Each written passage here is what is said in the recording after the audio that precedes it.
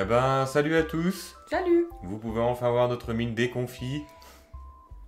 Parce que ça devient de plus en plus dur. Parce qu'on s'occupe de nouveau-nés. Enfin bon. Vous voyez les poches sous ses yeux, enfin ça change pas d'habitude, mais c'est vrai qu'elles sont Il y a des bonnes popoches. sont de plus en plus présentes. Alors avant de vous expliquer un peu toutes ces petites...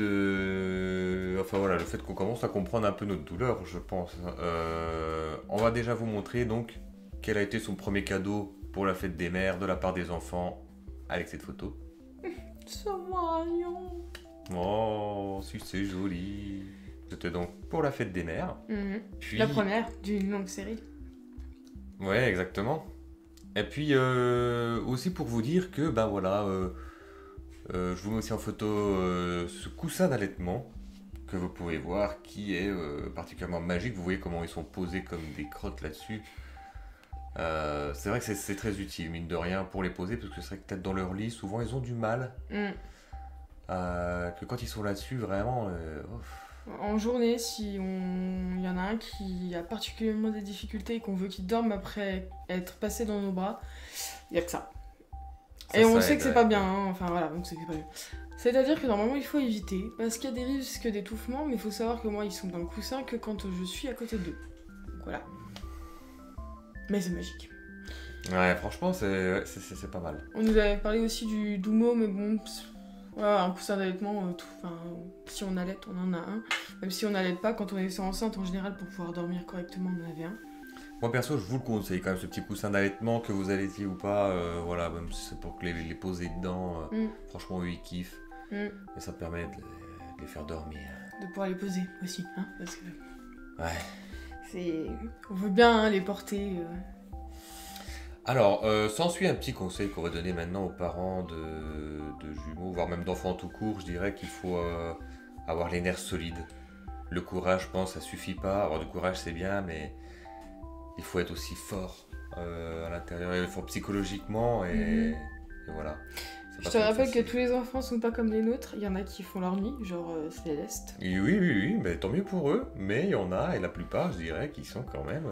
nous, ils sont pas pires que d'autres, bien sûr. Il y en a sûrement c'est pire. Ouais. Mais déjà, quand vous entendez ce bruit...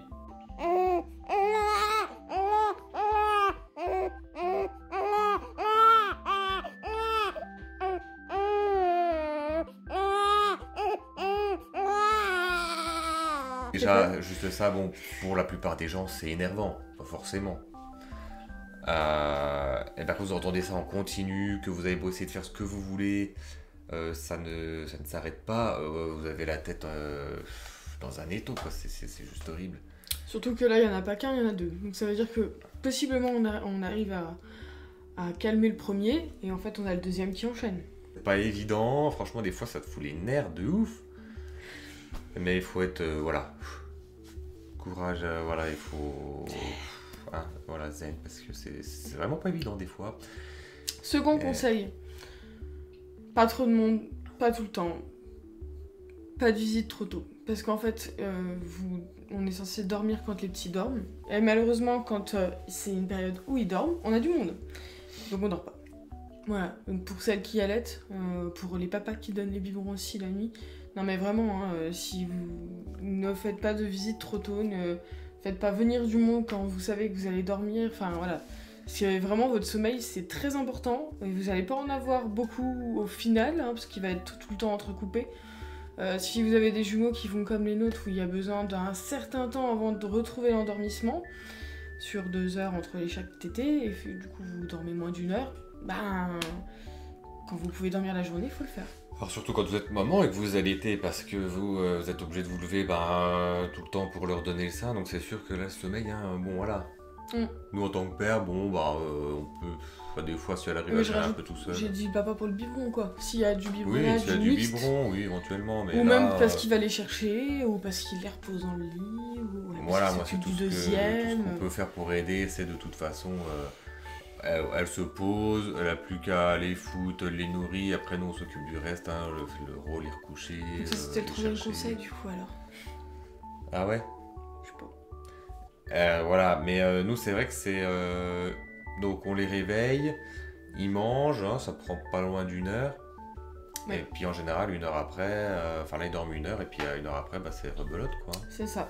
Parce que du coup, nous, ce qu'il faut savoir, c'est que pour un bébé, donc s'il y a 20 minutes de tétouille, généralement, il y a quand même un change avant, donc ça varie, ça peut prendre quand même bien 5. Oh, moins de 5 minutes le change, c'est quand même assez rapide. Bon, Ça allez, dépend 5 s'il y a, minutes s'il si y a tu eu veux. des selles, allez. 5 minutes. Mmh. 5 minutes, 20 minutes, et ensuite 20 minutes pour les stabiliser dans leur sommeil, on va dire. Et en sachant qu'on a l'autre à faire encore. Donc en fait... Ce qui est vraiment dur là, c'est vrai que c'est pour les faire dormir. C'est juste abusé parce que ben, bon, on les prend sur nous. Ils Donc dorment. voilà, ils dorment, ils sont bien. Puis dès que tu vas le poser dans le lit, bah, il va commencer à pleurer tout ce qu'il peut. Et puis alors tu y retournes, tu le calmes un coup, puis après il repleure. Et puis c'est interminable. Trouver l'endormissement tout seul, pour l'instant, nous, c'est pas encore ça. Mais bon, en même temps, ils ont des reflux, donc du coup, ils ont quand même, voilà, une remontée qui doit pas être très agréable au niveau de la gorge, donc ils grognent beaucoup. Forcément, dès qu'ils sont dans leur lit, malgré qu'on est en plan incliné, bah ça doit pas être GG, quoi. Et on va pas les faire dormir dans les cosy, hein. Et ils veulent juste dormir sur nous, en fait, c'est ça. Et toute la journée. Et c'est pas possible parce qu'on a quand même des trucs à faire en dehors de ça, je veux dire. Après, on fait beaucoup de portages, ils sont dans nos bras, mais c'est vrai que bon, on peut pas faire 15 heures sur 24 sur nous. Enfin, moi, personnellement, voilà, je l'envisage pas comme ça parce que sinon on pourrait plus rien faire, on pourrait même pas faire de vidéo. Enfin, si, vous avez vu la dernière fois, on avait un bébé vers nous, s'il y a besoin. Mais c'est vrai ils peuvent avoir, ça dépend des jumeaux, ça dépend des bébés, des gros besoins d'être dans les bras. Et nous, on a quand même une chance. C'est qu'il y a des bébés jusqu'à leurs 3, 4, 5, 6 mois qui ne dorment exclusivement que sur leurs parents. Et ben ouais. Bah nous on tient. Peut-être qu'on dort pas beaucoup parce que du coup on essaie de les faire dormir dans leur lit, mais au moins on tient. Ouais, on tient grave, ouais. Preuve à l'appui. Ouais. Après, bon, moi, voilà, pour ma part, j'essaie de gérer un peu les nuits, on va dire. Je lui permets de quand même plus se reposer la nuit. Et puis moi, je me repose plus le matin, du coup. C'est-à-dire que lui, il a gardé son rythme de geek, et puis moi, j'ai gardé mon rythme... Bah, c'est pas plus mal, parce qu'au moins la nuit, bon, bah, elle dort. Après, moi, je lui ramène les gosses, elle fait son petit truc. Elle a juste à se poser, les nourrir, et puis elle fait plus rien. Après, elle retourne se coucher, même des fois, elle les nourrit en dormant à moitié.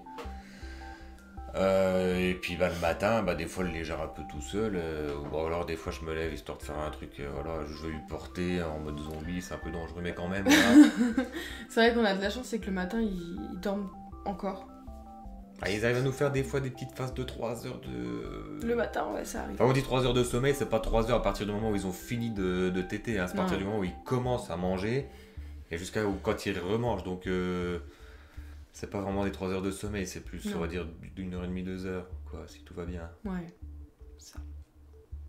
Bon, moi là, je suis en congé paternité, donc ça va. Au pire, j'ai l'habitude d'être déréglé, donc je m'en fous. S'il faut que je dorme un peu l'après-midi, un peu en début de soirée, un peu, enfin voilà. On y va à l'arrache et puis c'est bien, quoi. Mais c'est quand je vais reprendre le boulot que ça risque d'être tendu, hein. Ouais. Ça, c'est sûr. Bon, après, ce qui est frustrant là en ce moment, c'est la mauvaise prise au sein. Enfin, moi, c'est frustrant pour moi.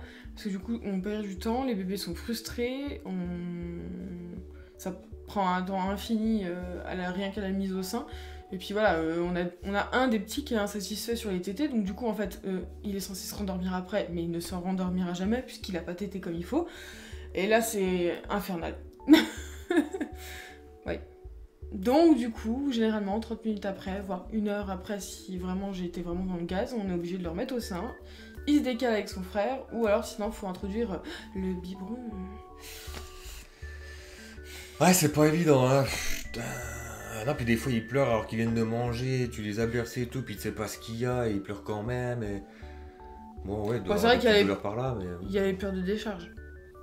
Ouais, peur de décharge. Ouais. C'est-à-dire que nous, c'est pas à partir de 18h, c'est plutôt à partir de 17h. En général, il y a un petit menton d'axe là, entre 1h... ça dure soit 1h, soit 5h. Hein. Comme ça, au moins, vous prenez le panel que vous voulez. Genre, la plus longue qu'on a eue, c'était quoi 17h à 23h Même peut-être minuit Ouais. Ouais, des fois, c'est vraiment des grosses sessions. Continue, hein. Oh là là là. Ouais. Et quand on nous dit qu'un bébé est censé dormir 15 heures sur 24. Ah, ils les font pas là. Ils sont éveillés tout le temps. Attends, tu vas les coucher, ils ont les yeux comme ça, c'est des chouettes les machins là. Ils te regardent un air. Ah, attends, vas-y, pars, laisse-moi tout seul, je vais pleurer, tu vas revenir. Ouais, c'est ce qu'ils font tout le temps. Ouais. Est-ce qu'on parle de l'essai cododo? Bah vas-y, tu peux, oui. Alors, nos enfants sont RGO, donc ça veut dire qu'ils ont des reflux. Gastro-œsophagiens. Pardon. Et ils font du bruit. Ils grognent. C'est-à-dire qu'ils font des... Comme un fumeur qui a pas eu sa clope depuis 2 jours là, puis qui se racle la gorge là. Voilà. Ah. Et ils ont des reflux et moi je les entends. Je les entends régurgiter. De toute façon j'entends tout, hein, comme ça tout va bien. Le moindre petit bruit. Alors ouais, voilà, entre les... et puis les... C'est vrai que les nuits sont quand même... Puis des fois ils font même des petits... Enfin bon, ouais, c'est toute une fanfaronnade, hein. Et encore, j'en sais rien pour l'instant. C'est vrai que le cododo, c'est pas évident comme ça, hein. Et donc on a tenté le cododo parce que je pensais vraiment que ça allait me faire gagner du temps. On a essayé aussi la position du coup couché sur le côté. Bah alors je crois que j'ai des jumeaux qui supportent pas cette position. Ils têtent mal, ils prennent mal, ils dorment pas après. Bon, j'ai laissé tomber, j'ai essayé plusieurs fois. Donc le lit cododo, niet.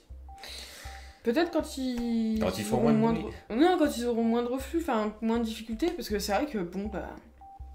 J'ai essayé, hein, mais j'ai pété une pile. C'est chiant tous ces reflux parce qu'au final, il boit et t'as l'impression qu'il recrache quasiment la moitié de ce qu'il a mangé, donc tu m'étonnes que 10 minutes après il a encore faim puis qu'il faut lui redonner...